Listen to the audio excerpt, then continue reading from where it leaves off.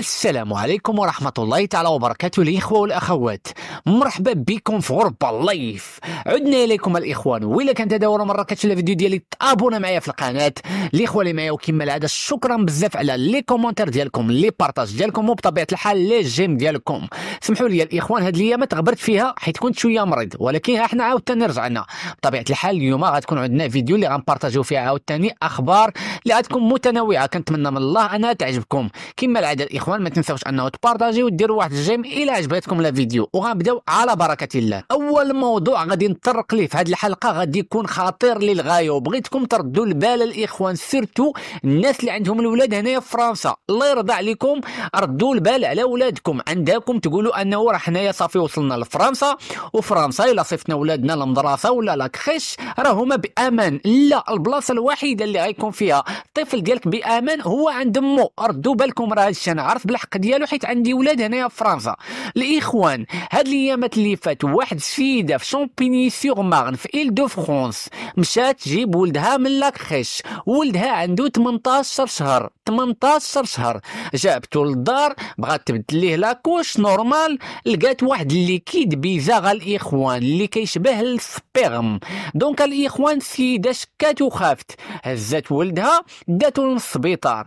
الناس تماك شدو داروا ليه لي زاناليز لولدها، لقاو انه عنده واحد لا فيسيور في لانوس ديالو، في اللور ديالو حاشاكم، عنده واحد لا فيسيور الإخوان. يعني الدري الصغير داروا ليه اغتصاب او لا محاولة اغتصاب. المهم الإخوان ردوا بالكم على ولادكم. هاد السيدة دروكا راه عطات واحد الشونطيون ديال هاد الليكيد اللي هو بيزا للبوليس باش ياناليزيو هاد الشيء ويكونفيرميو واش هي عملية اغتصاب او لا. ردوا بالكم على ولادكم الإخوان. الموضوع الثاني الإخوان غادي يهم الناس اللي كيمشيو للمغرب بالطوموبيل وكيدوزو على اسبانيا. ابارتيغ دو 2026 الإخوان غادي يكون واحد ديسبوزيتيف جديد لا بدا يكون عندك في الطوموبيل. هاد ديسبوزيتيف هو لو في 16. هاد لو في 16 هو واحد الجيروفاغ الإخوان اللي كتحطو فوق الطوموبيل باش تنبه الناس انه نتايا تحطي اون بان. وهاد الجيروفاغ الإخوان غادي يرومبلاسي لو تريونغ اللي كنحطو الا طحنا اون بان باش نقول للناس عندكم راه حنايا اون بان. دونك الإخوان قالوا لك انه في اسبانيا ديسيداو يحيدوا داك التريونغل، حيت داك التريونغل الإخوان ما كيبانش الا كاينه ضبابه او لا احوال الطقس الا كانت متدهوره. زيد عليها انه داك بنادم اللي كينزل من الطوموبيله ديالو باش يمشي يحط على 50 متر داك التريونغل كيريسكي بحياته، ولقاو انه كاينين عده حالات اللي تعرضوا لديزاكسيدون. دونك ديسيداو انه ابارتيغ دو 2026 يحيدوا داك التريونغل الإخوان الاحمر اللي مولفين دروكا ويشدوا غير داك الجيروفار دروكا يولي اوبليغاتوار، حيت هو غادي ديرو في لابوطاغون ديالك. ملي غطيح اون بان غتمد يديك غتهز الجيروفار وتحطو فوق الطوموبيل، ما غاديش تخرج من الطوموبيله ديالك. زيد عليها انه داك الجيروفار ماشي غير دو نورمال كتحطو فوق الطوموبيل، لا داك الجيروفار الاخوان راه كيجيو لوكاليزيك، وهذوك يعني السلطات اللي دايرين بك كيعرفوك نتايا فين فريمون طايح اون بان، يعني الاحداثيات ديالك فين تحطي اون بان وكيجيو لك باش يعاونوك. هاد الجيروفار الاخوان غادي يتباع ب 40 اورو، والحجرات اللي غيكونوا فيه غادي يديوك 4 سنين. غادي يكون اوبليغاتوار على الناس اللي ساكنين في اسبانيا وحتى الناس اللي غادي يدوزوا من اسبانيا. دونك الا كتشد الطريق باش تمشي للمغرب اوبليجي انه يكون عندك هذا في الطوموبيل. بطبيعه الحال كنزيدوا عليه الامور الاخرى اللي مولفينها، بحال مثلا الجيل الصفر ديالنا، بحال مثلا البوالي الا خسرت لك شي بوله تبدلها، وبحال مثلا الطفايه ديال الحريق. الموضوع الثالث الإخوان غادي يتعلق بلو مينيستر ديدوكاسيون هنايا في فرنسا، وزيرة التعليم اللي هي إليزابيث بورن، اللي كتبريباري واحد لا لوا جديده الإخوان اللي غادي ديمينيي او لا غادي تقلل المده ديال لي فاكونس ديال الداري اللي كيقراو. يعني انه الداري بدل ما يبداو لا غونطري سكولير في الديبي ديال شهر 9 غادي يوليو كيبداوها في المي اوت الإخوان، في النص ديال شهر 8. بطبيعه الحال الإخوان هذا الشيء ما عجبش واحد العدد كبير من عباد الله، حيت كاينين عباد الله ما كيقدوش انهم ياخذوا لي فاكونس ديالهم شهر 7، حيت الشركات ديالهم كيكونوا خدامين باقي شهر 7، لذلك كيكونوا مجبرين انهم ياخذوا الفاكونس ديالهم شهر 8، حيت الشركات ديالهم كيسدوا شهر 8 وما عارفينش دروكا كي غادي يديروا الإخوان. المهم هاد لا لوا الإخوان باقي ما دارتش، ولكن راه خدامين فيها، واليزابيث بورن هي غير غتكمل عليها، حيت ديجا لي مينيستر دو ليدوكاسيون اللي فاتوا كانوا يهضروا على هاد الشيء، ولكن حتى واحد ما قد انه يطبقوا. اليزابيث بورن دروكا قالت لك انه في 2026 غادي تطبق هاد القضيه ديال انه تقلل من لي فاكونس ديال الدراري الصغار.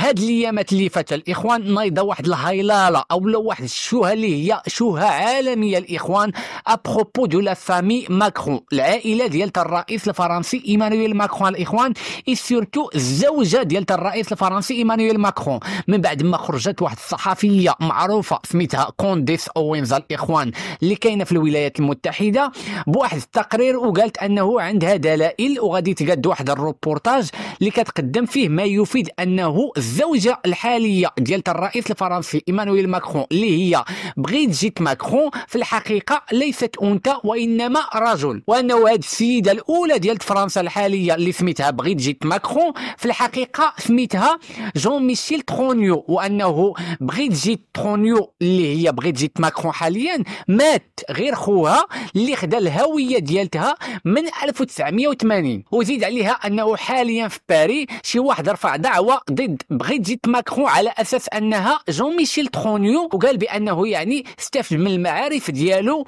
اللي جابوا ليه اوراق مزوره باش بدل الهويه ديالته من جون ميشيل ترونيو لبريجيت ترونيو اللي هي حاليا بريجيت ماكرون. وفي نفس لابلانت الاخوان او نفس الدعوه القضائيه كاينه دعوه اللي كتقول انه هاد جون ميشيل ترونيو دار تلاعب بقاصر، حيت قال لك انه جون ميشيل ترونيو اللي خدا الهويه ديال بريجيت ترونيو اللي هي دروكا بريجيت ماكرون في 1992 كانت عندها 40 سنه، وانه ماكرون كانت عنده 14 سنه. ديك الساعه الاخوان بريجيت ترونيو اللي باقي ما سميتهاش بريجيت ماكرون كانت الاستاذه ديال ايمانويل ماكرون ديال التياتر. وزادوا عليها انه الا تبت انه بريجيت ماكرون او بريجيت ترونيو هي في الاصل جون ميشيل ترونيو، راه المارياج اللي دار في 2007 اصلا راه ما عندهمش باقي الحق انه يكون اوفيسيال، يعني كيتلغى داك المارياج، حيت في 2007 هنايا في فرنسا ما كانوش كيعطيو الحق يعني للرجال يتزوجوا بيناتهم. المهم القضيه حامضه الاخوان، حنايا راه متفرجين في هذه السلسله هذه،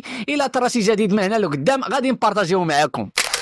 ما عرفتوش في اخباركم او لا هاد الايامات اللي فاتوا راه في فرنسا حاولوا انهم يطيحوا الحكومه اللي دارها لو بروميي مينيستر الجديد الاخوان اللي هو فرانسوا بايرو، يدفعوا ضدو ايموسيون دو سانسور الاخوان كما داروا لميشيل باغني دوك الايامات. وبطبيعه الحال شكون دارها؟ لو نوفو فرون بوبولير الاخوان اللي فيه عدد كبير من لي ديبوتي اولا البرلمانيين ديال اللي فيها الاخوان ديال الحزب ديال ميلونشون. مي فريمون عنده الحظ انهم ما قدوش انه يديروا ليه الاطاحه، حيت كاينه واحد لابارتي من لو نوفو فرون بوبولير اللي هي لو بي اس لو بارتي سوسياليست من لاغوش الاخوان اللي تحيدات وقالت لهم انه انايا ما غاديش نفوتي معاكم، وانايا غادي نخرج من ديك التحالف اللي كنا دايرين حنايا كاحزاب ديال لاغوش، انايا غادي نخرج حيت ما متفقش معاكم، وفوطاو كونتر انه دار اطاحه للمينيستر الجديد او لو بروميي مينيستر الجديد الاخوان او رئيس الحكومه الجديد. وحتى لو ار ان الاخوان الراسمبلومون ناسيونال ما بغاوش حتى هما انهم يفوتيو باش يطيحوا هذا الرئيس الحكومه الجديد. هذا الشيء اللي خلى انه العدد ديال الاصوات اللي بغات تطيح فرانسوا بايرو يكون قليل اللي هو 131، وكان عليهم يجيبوا 288 الا بغاو انه يطيحوا هذه الحكومه الجديده الاخوان. وهذا الشيء ما كيعنيش انه ما غاديش يحاولوا من هنا لقدام انه يطيحوا الا ما كانوش مفاهمين. دونك دروكا شكون صوفا فرانسوا بايرو؟ صوفاتو البي اس لو بارتي سوسياليست اللي خرج من لو نوفو فرون بوبولير من لاغوش من الاحزاب المتالفه ديال لاغوش، وصوفاتو مارين لو بين لو ار ان لو راسمبلومون ناسيونال. الا كانوا ضده في المره الجايه راه عرف انه هذا لو بروميي مينيستر الجديد غادي يطيح بكل تاكيد. هذا ما كان الاخوان في هذه الحلقه، كنتمنى انه تكون عجبتكم. شكرا بزاف على الدعم ديالكم، تهلاو في ريوسكم.